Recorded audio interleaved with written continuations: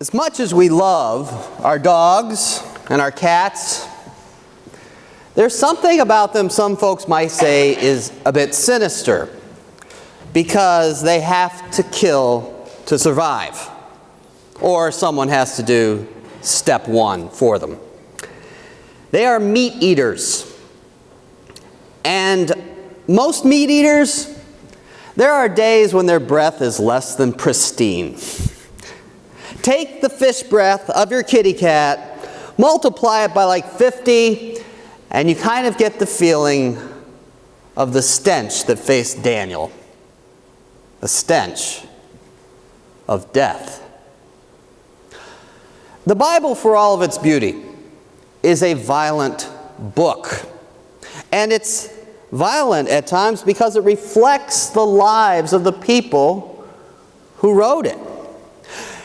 And as much as we are concerned about violence in our own age, the truth is, Bible times were much, much more harsh. Most of the cultures represented in the Bible really put very little value on human life, especially if that life was the life of a woman, or of a child, or especially of an enemy. And at the end of this tale, which Madeline was so kind to read, everybody dies. Well, except for King Darius and Daniel. Yes, those nasty advisors, those presidents, and those satraps, and all of their wives and all of their children. Yay! And this is a story Jewish folk told their kids. Because life really was that violent back then, and any story where your enemy died instead of you dying was kind of considered great fun. And we can be really grateful that for the most part, the world is not like this anymore. Even though the world can still be a really scary place. Even though the stink of the lions usually takes a different form for us. Family worries, broken relationships, racism, sexism, classism, job insecurity, food insecurity, worry about the future. Sometimes it feels like the stink of the lions is more than just a stink. Sometimes it feels like there's breath on the back of your neck.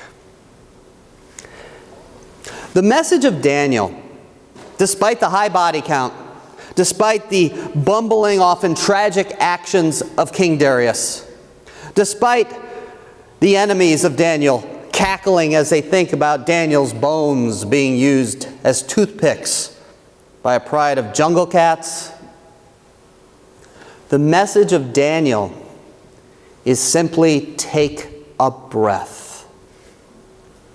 Take a breath and give it over to God.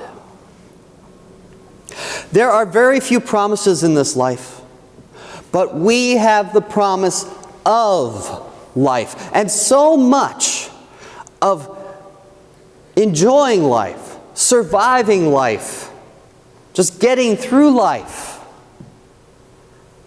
depends upon living in this world like we're living in the next world. We need to live like we're living in the next world. And that means live a life for others. Be generous, be giving, be kind, respond to need with love. Seek to listen first.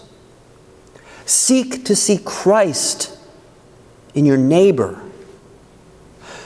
When we live in this world like we're living in the next world, it's as if our lungs begin to be filled with the breath of heaven. We begin to breathe Christ.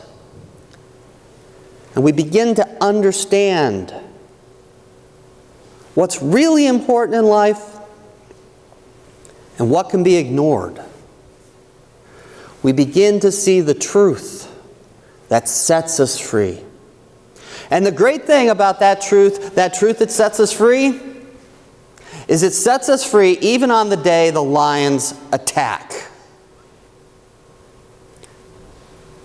Live today like you're living in the next world. Live like you're living the next life. Breathe Christ.